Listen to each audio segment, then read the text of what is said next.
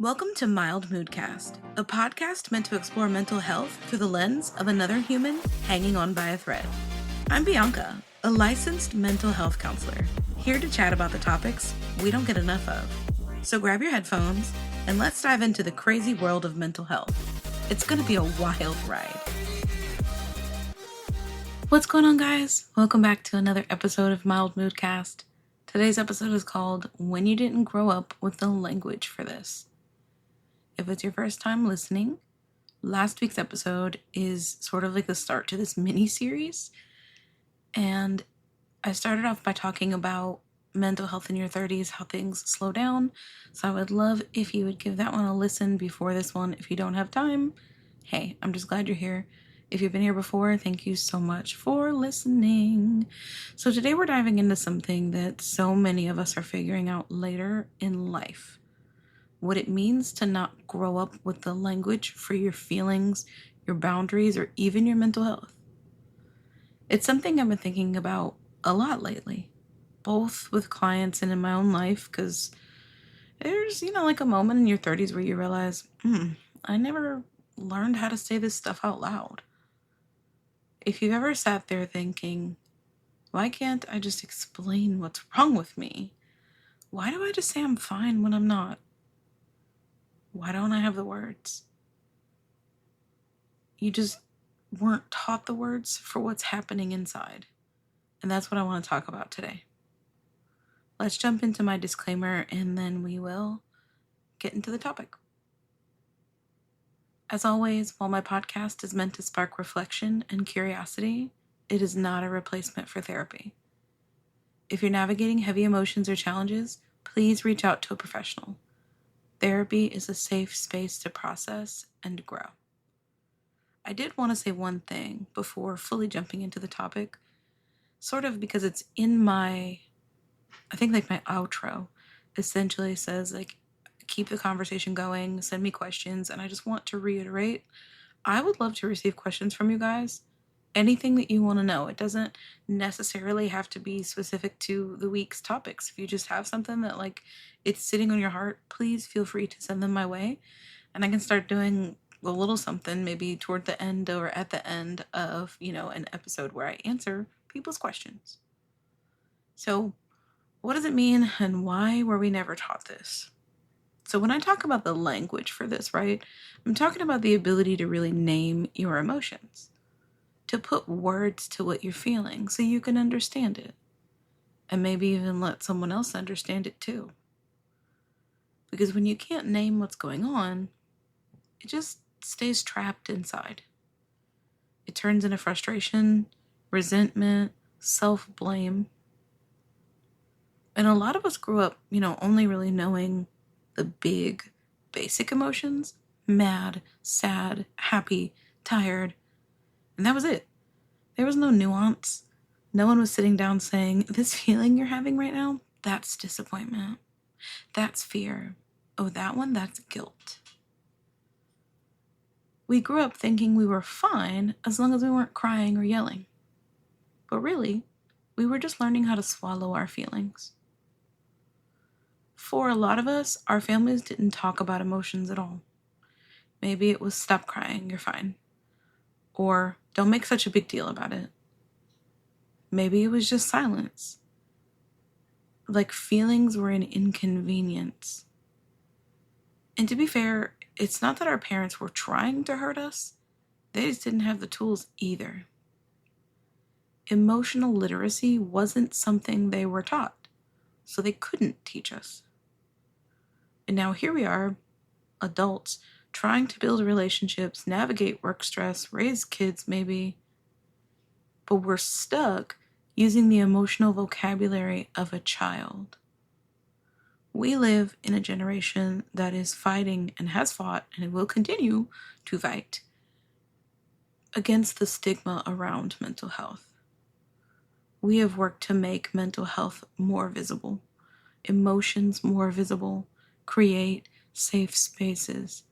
And while that's true, it's also true that some people are not there yet. Some people are not ready. Some people are opposed to that. We when we don't have language for things at our big age, we'll still default to, I'm fine. When what we really mean is, I feel overwhelmed and unappreciated. I am exhausted because I'm carrying too much. I'm anxious because I don't know what's coming next. No one gives us those words.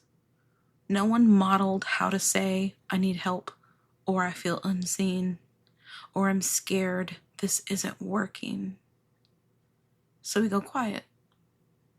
We internalize, or we lash out because we don't know how to translate the storm inside into anything that makes sense on the outside.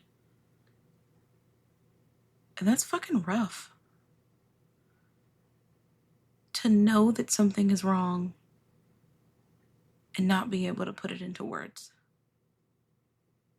I talk a lot about feelings, but I don't know that I've ever stopped to say, besides teaching people how to use, like the feelings wheel, but really stopped to say what things you can say in certain instances. I've been using the hell out of I feel overwhelmed now because it's the truth, not because I'm using it, in excess. If I am experiencing overwhelm, I'm saying it. So many of us were taught, you don't show the way that you feel. You take it into a bedroom, you deal with it, you come back out when you're fine. And that's not healthy. That's not the way that we should be living. And if you've ever had that moment in therapy when you're trying to explain how you feel and all you can manage is, I don't know, I just feel off. And maybe it wasn't even in therapy. Maybe it was with a friend. Maybe it was with a loved one. I want you to know that that's not failure. That is just literally what it looks like to be building a new language from scratch as an adult. Dude, it's messy. But it's also powerful because every time you try, you're giving yourself words that your younger self never had. One of the things that hits hard when you start to notice the gap, the missing language, is the grief that comes with it. It's not just about learning new words or better ways to express yourself. It's the realization of everything you've been holding in all these years, silently, because you didn't know how to say it. There's a moment where you might look back and think, damn, I've been struggling for so long, and I just thought it was normal, which I kind of talked about last week.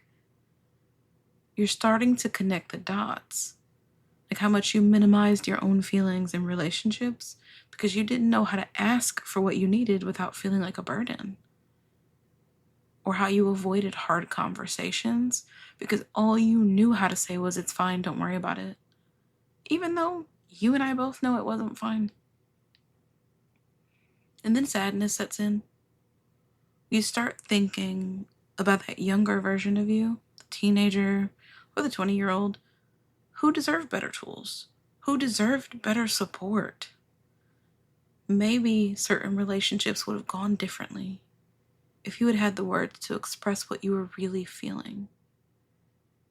Maybe you wouldn't have internalized so much self-blame if you knew how to say, this hurts me, or I need help.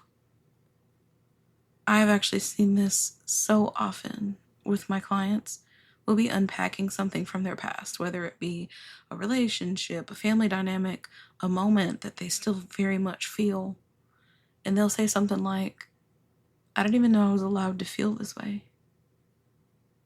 And that realization alone is enough to crack you open. Because you are finally seeing how much of your life was spent just trying to make sense of feelings that you couldn't name.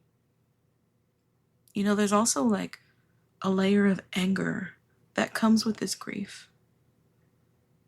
Anger at the systems, the families, the environments that taught you to swallow your emotions.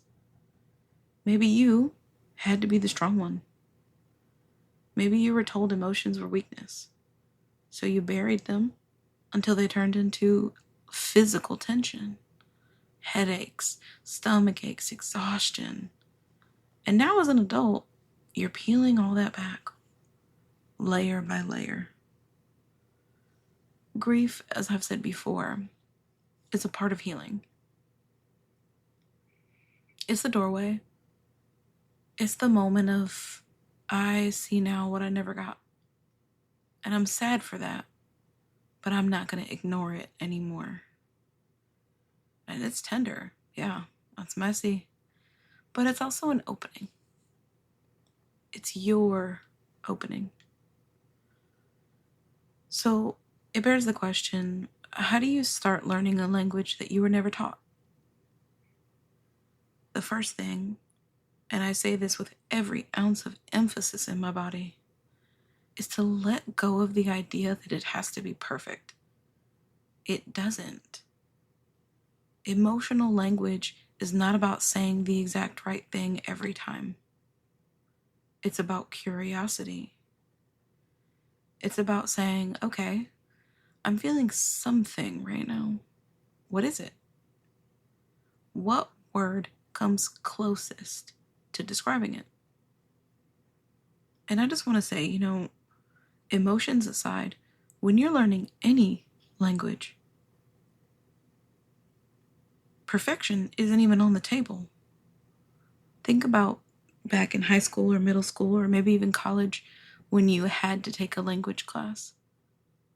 Assuming my listeners had to take some form of a language class, and if you didn't, we sure as shit did at some point in our lives, and maybe multiple times. But the teacher never said I needed to be perfect. The teacher said I need you to try. And that goes for any single thing that we learn ever in life. It's not about perfection. It's about curiosity. It's about trying. Sometimes for the emotional language, it helps to start with smaller prompts. Ask yourself, do I feel more angry or more sad? Do I feel drained or do I feel anxious? Because even just narrowing that down can be huge. And my favorite tool, as I mentioned a second ago and before, the feelings wheel. It helps you break down emotions into layers. It's going to start with that broad category, the category that you're familiar with, the sad, the happy, the angry. And then it's going to branch into more specific emotions, like disappointed, lonely, joyful, grateful.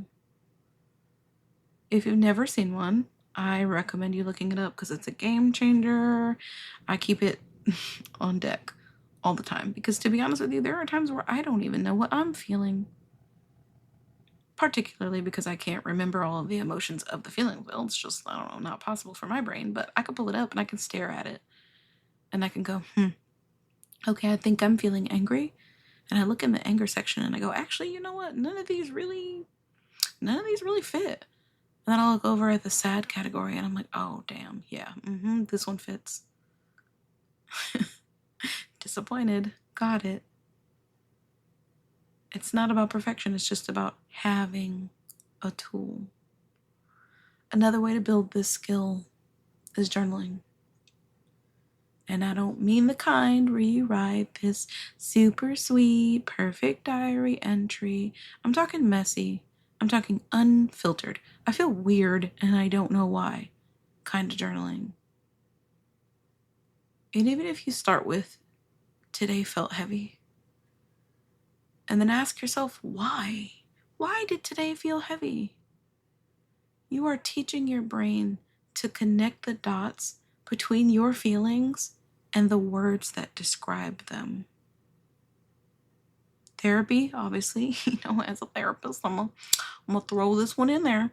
It can also be a really big help here. We are literally trained to help you find words for what you're feeling. But even outside of therapy, just practicing with trusted people in your life, you can say, I don't have the right word for this yet, but I think I feel. And just try that. Because that attempt alone, that's fucking progress. It's progress. Even if you pick the wrong one and it doesn't sit right, maybe an hour later, hey, I thought that I was feeling disappointed, but actually I'm feeling lonely. I thought that I was feeling this, but actually I'm feeling this. And this is you just sort of admitting it to yourself. It doesn't even have to be another person involved, not to start. Something else that's really helpful, listening to your body. We often, fucking if not always, feel emotions in our body first.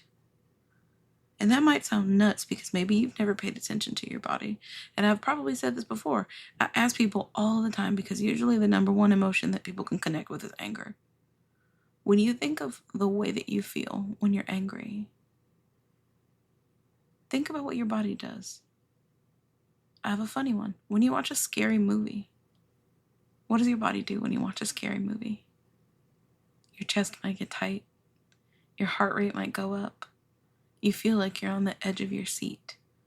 That is your body feeling emotions. So maybe in this instance, your shoulders feel heavy. You have a lump in your throat. Before we have the words, we have the feeling. So if you can pause and be like, okay, what is this tension trying to tell me? You start building that bridge between physical sensations and the emotional language. And it's a lot easier to catch too.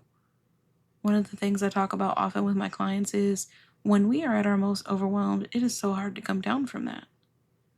So if you can pay attention to your emotional body first, you can catch it before it becomes overwhelmed. I can see that I'm tensing, and instead of ignoring it and pushing through and doing something else, I take a step back. I go lay across my bed. I sit in front of a fan. I play a song. I run cold water over my wrists to help me come down from it before it's too late. And you're going to do it a few times. It's going to feel clunky. It's going to feel awkward. You might think to yourself, this is stupid. I don't even know what I'm saying. But every time you try, you are teaching yourself a new way of relating to your feelings. So maybe it feels stupid because it is not a part of who you are yet. But trying will make it become a part of who you are. And you might wonder, well, why does that even matter? Because when you can name what's happening inside you, everything changes. Your relationships become clearer. Your self-awareness deepens. You stop taking things out on people because you finally have the words to say, I'm not mad at you. I'm just really overwhelmed right now. I'm going to give you an example. Say your partner forgets to call you back. Without emotional language, you might just snap and be like, you never care. But with emotional language, you can pause and say, I felt hurt when I didn't hear from you because it made me feel unimportant. That's a completely different conversation. And I talked a long time ago about assertive communication. This is exactly what this is. Because if you look at someone and go, you never care, they're going to be combative. They're going to feel defensive immediately because you're telling them something that's not true to them. But if you tell them the way that something made you feel and why, it's a completely different story. Maybe with friends, you're always the one planning things and you're starting to feel resentful. So instead of ghosting or withdrawing, emotional language is going to let you say, I feel taken for granted. Can we balance this better? And I just want to have a real moment with you for a second because I don't want you to think that just because you work on your verbiage, that everybody around you is going to be open and ready and excited and accepting of the words that are going to come out of your mouth. No, I want to prepare you for the real world because sometimes they're still going to be pissed.